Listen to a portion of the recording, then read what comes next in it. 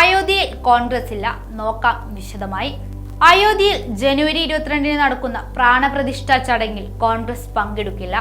BJP RSS രാഷ്ട്രീയ അജണ്ടയിൽ ഭാഗമാകേണ്ടതില്ലെന്ന തീരുമാനത്തിൽ ഉറച്ചു നിൽക്കുകയാണ് കോൺഗ്രസ്. RSS BJPയുടെ തെരഞ്ഞെടുപ്പ് അജണ്ടയായ അയോധ്യ നിർമ്മാണത്തിൽ താങ്കൾ എന്തിന് പങ്കെടുക്കണമെന്ന ചോദ്യമാണ് കൊല്ലം പാർലമെന്റ് MP കൂടിയായ പ്രേമചന്ദ്രൻ മുന്നോട്ട് വെക്കുന്നത്. മല്ലികാർജുൻ ഖാർഗെയ്ക്കും അതിരഞ്ജൻ ചൗധരിക്കും ഇക്കാര്യത്തിൽ ഒരേ തീരുമാനമാണുള്ളത്. പൊതുസ്വീകാര്യത മുന്നിൽ നിർത്തി പങ്കെടുക്കുമെന്ന തരത്തിൽ പ്രിയങ്ക ഗാന്ധി, ദിഗ്വിജയ് സിംഗ് എന്നിവർ പ്രതികരിച്ചെങ്കിലും തീവ്ര ഹിന്ദുപക്ഷം ഉന്നയിച്ചതും തൽക്കാലം രാമക്ഷേത്ര പ്രതിഷ്ഠാ ചടങ്ങിൽ നിന്നും പിൻവാങ്ങാനാണ്. കോൺഗ്രസ് ദേശീയ തലത്തിൽ ലക്ഷ്യമിടുന്നതും ഇതുതന്നെയാണ്.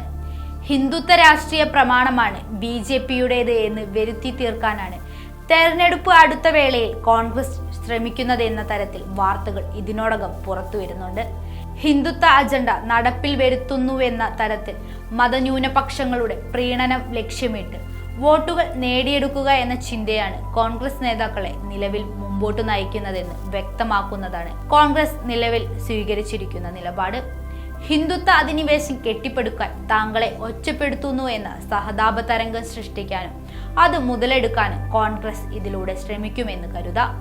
ദേശീയ രാഷ്ട്രീയ അവസ്ഥകളെ വഴിതിരിച്ചുവിടാനാണ് ക്ഷണം നിരസിക്കലിലൂടെ കോൺഗ്രസ് ഇപ്പോൾ ലക്ഷ്യമിടുന്നത്. വലതുബുദ്ധി കേന്ദ്രങ്ങളെ ചാനൽ ചർച്ചയിൽ നിരത്തി അയോധ്യ വിഷയം ചൂട് പിടിപ്പിക്കാനാണ് കോൺഗ്രസ് ശ്രമം. ഇതിനു മുന്നോടിയായി പങ്കെടുക്കില്ല എന്ന ഒറ്റവാചകത്തിൽ സോണിയാഗാന്ധിയെ മുൻനിർത്തി നേതാക്കൾ അടവുനയം മുമ്പോട്ട് എടുക്കുകയായിരുന്നു. രാം മന്ദിറിനെ തള്ളിപ്പറഞ്ഞാൽ അത് പിടിക്കപ്പെടുമെന്ന ഭയം വിടാതെ പിന്തുടരുന്നതിനാലാണ് കോൺഗ്രസ് നേതാക്കൾ പങ്കെടുക്കുന്നില്ല എന്നതിൽ ഉറച്ചു നിൽക്കുന്നതെന്നാണ് BJP നേതാക്കൾ ഇതിനോട് പ്രതികരിക്കുന്നത്.